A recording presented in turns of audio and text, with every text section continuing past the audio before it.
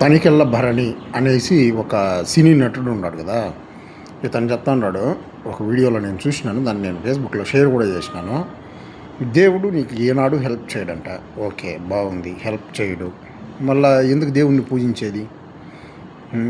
ఇతను చెప్పేది ఏమంటే నువ్వే దేవుడు అంట, నేనే దేవుడు అంట, శివోహం అంట. అసలు శివోహం అంటే నువ్వే దేవుడు నేనే దేవుడిని అనేసి ఎవడు చెప్పినాడు?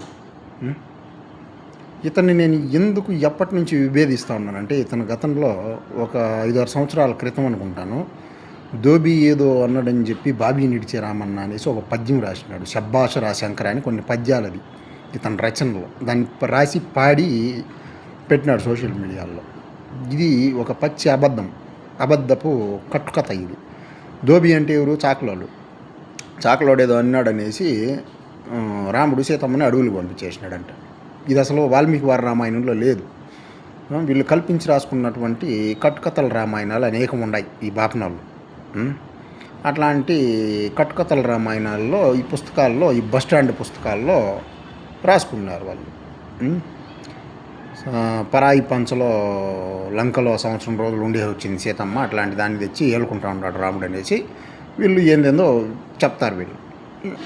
వీళ్ళకి నచ్చింది వీళ్ళు ధర్మం అనమాట. వీళ్ళకి నచ్చిందే వీళ్ళు దేవుడికి కూడా ఆపాదిస్తారు. దేవుడు అంటే ఏమి తెలియదు దరిద్రపు వెధవలకి. దానికి నేను కూడా చెప్పినాను, కోరికలు తీర్చేవాడు దేవుడు కాదనేసి. నువ్వు పోయి కొబ్బరికాయ కొట్టేసి కర్పూరం వెలిగించేసి అగరబత్తులు పొగబెట్టేసి వచ్చేస్తే నీ కోరిక నేను కోటీశ్వరుడు అయిపోవాలా, నాకు అది వచ్చేయాలి ఇది వచ్చేయాలా అనేసి కోరికలు కోరేస్తే తీర్చేవాడు దేవుడు కాదు అని నేను కూడా చెప్తాను. కానీ భగవంతుడు రక్షిస్తాడు. ఎవరిని? సజ్జనులను రక్షిస్తాడు. సరేనా? సాధుజనుల్ని, సజ్జనుల్ని, మంచి వాళ్ళని, ఇట్లాంటి వాళ్ళని రక్షిస్తాడు భగవంతుడు.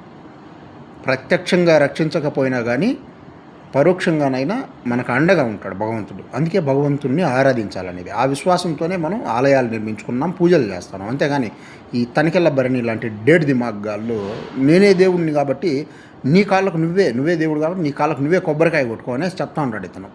సరే కొట్టుకో, నీ కాళ్ళకు నువ్వే కొబ్బరికాయ కట్టుకో, నీ కాళ్ళకు నువ్వే కర్పూరం వెలిగించుకో, నీ కాళ్ళ దగ్గర నువ్వే దీపం పెట్టుకో. ఇట్లా చెప్పే ఈ దొంగ ముండా కొడుకులంతా కాషాయ గుడ్డలు కట్టుకొని వేషాలు వేసుకొని వ్యాపారాలు చేసి యోని పూజలు, లింగ పూజలు చేసి స్త్రీలని, అమాయక స్త్రీలను లోబరుచుకొని క్షుద్ర పూజలు చేసి జనాలను యామారిచ్చి డబ్బులు దొబ్బి తింటా ఉండేది సన్యాసం ముసుగులో. వీళ్ళే దేవుళ్ళు, వీళ్ళే దైవస్వరూపం అని చెప్పుకొని బ్రాహ్మణో మమ దేవత అంట ఈ దరిద్రపుండా కొడుకులు చేస్తూ ఉండే వ్యాపారం భారతదేశాన్ని సర్వనాశనం చేసి పెడతా ఉంది. జనాల్ని అయోమయంలోకి, అజ్ఞానంలోకి నెడతా ఉంది, ఇంకా అట్టడుగులోకి. ప్రజలు తెలుసుకోండి.